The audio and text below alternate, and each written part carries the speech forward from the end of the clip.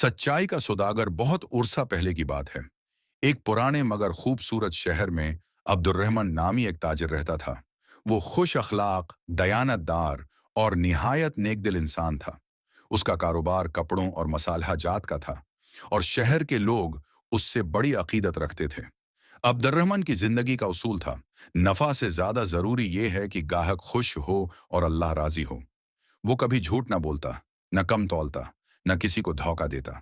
अगर माल में कोई मामूली खराबी भी होती तो वो गाहक को पहले से आगाह कर देता। वो रोजाना सुबह दुकान खोलने से पहले 2 रकात नफल पढ़ता और दुआ करता, या अल्लाह मेरे कारोबार में बरकत दे और मुझे रिज़्क़ हलाल आता फरमा। शहर में उसकी नेकी और सच्चाई की शहरत दूर दूर तक फैल चुकी थी।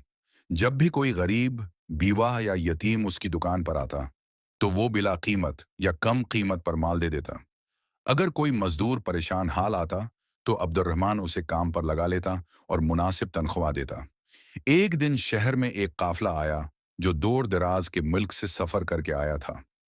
उनमें एक ताजिर ऐसा भी था जिसका तमाम माल रास्ते में चोरी हो गया था।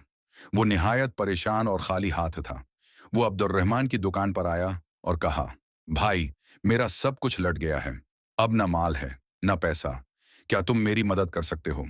अब्दुल रहमान ने बगैर किसी सवाल के उसे कपड़ा, मसालिहा और कुछ नकद रकम दी और कहा, यह सब अल्लाह की राह में है।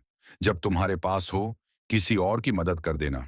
वो मुसाफिर ताजिर अब्दुल रहमान की इस नेकी को कभी न भूला। कुछ महीने बाद वो दोबारा इसी शहर आया। अब वो कामयाब हो चुका था।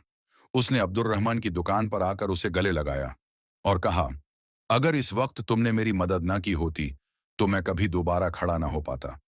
अब्दुल रहमान ने मुस्कुराकर जवाब दिया, ये सब अल्लाह का काम है, मैं तो सिर्फ जरिया बना। रिफ्ता रफ्ता अब्दुल रहमान का कारोबार बहुत बढ़ गया, लेकिन उसकी नेकी, सादगी और सच्चाई कभी न बदली।